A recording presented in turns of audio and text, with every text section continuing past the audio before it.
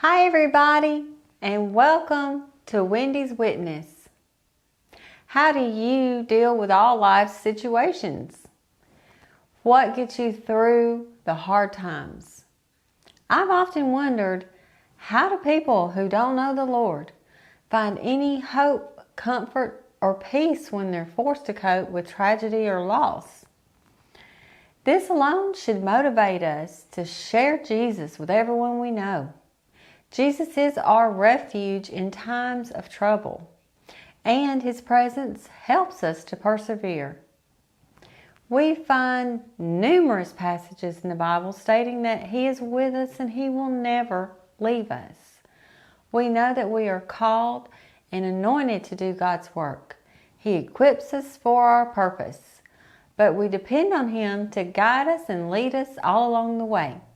Well, keep watching today. I want to encourage you with a reminder that Jesus is always with you.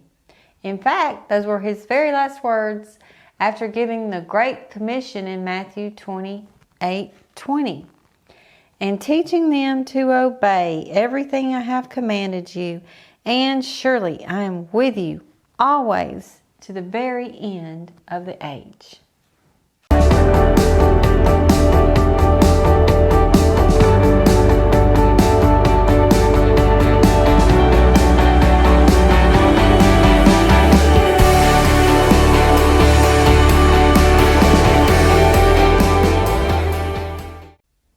How many times can you recall having to do something you didn't want to do or were afraid to do and asking someone to go with you, knowing that you were not alone, gave you comfort and confidence? Well, no matter what we face, we know we are never alone, and this should make us braver. Deuteronomy 31:6 says, "Be strong and courageous. Do not be afraid or terrified because of them. For the Lord your God goes with you. He will never leave you nor forsake you." Make sure you're aware of the fact that you're never alone. Bring to mind God's promise and cling to His presence. By fellowshipping with Jesus as you go throughout your day, you're reminding yourself that you are never alone, and in Jesus, you have a friend that sticks closer than a brother. God is faithful. Jesus is the same yesterday, today, and forever. In Hebrews 13:5-6, God has said, "Never will I leave you, never will I forsake you." So we say with confidence, "The Lord is my helper. I will not be afraid. What can man do to me?"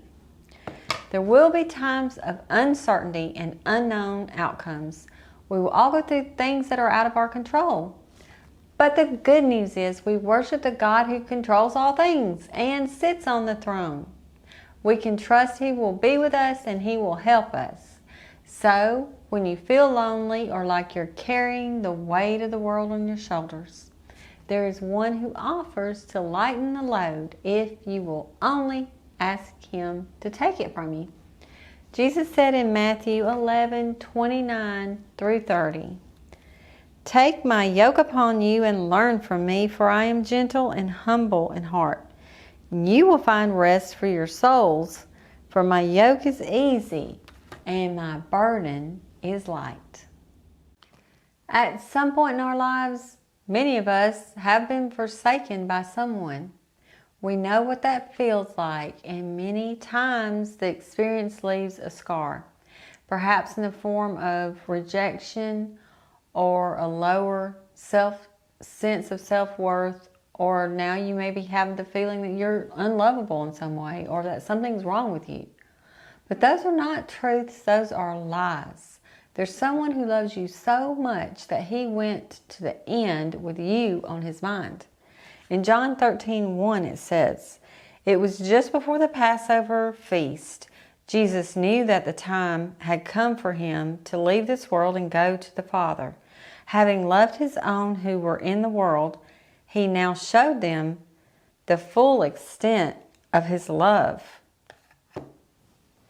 He endured the separation of the Father on our behalf. Jesus, whose communion with God was His heartbeat and lifeline, was actually forsaken by God. As we know from Matthew, who told us that on the cross, Jesus cried out in a loud voice, my God, why have you forsaken me?" Jesus was forsaken, but you and I will never be. Joshua 1:5 says, "I will never leave you nor forsake you." Psalm 37:28 says, "For the Lord loves the just and will not forsake his faithful ones." So instead of believing those lies, we can trust in his love for us. And we can say, "I'll never fear, for you are here." God's divine design is that he created us in his image for fellowship with him. God wants to be with us and have a close relationship. But when sin entered into the picture, the result was a broken relationship. But fortunately, because of Jesus, we have been reconciled and restored to fellowship with God. Now we have unlimited access to approach God, because when Jesus died, the veil was torn. In Matthew 27:51, it says, "At that moment, the curtain of the temple was torn in two from top to bottom." God's presence in our lives is proof that we belong to him. He calls us his children, and we can go boldly to the throne, according to Hebrews 4:16. The truth is, we remain in him, and he remains in us, child of God. Well, thanks for watching, and God bless you. I'll see you next week, and remember, we are all witnesses.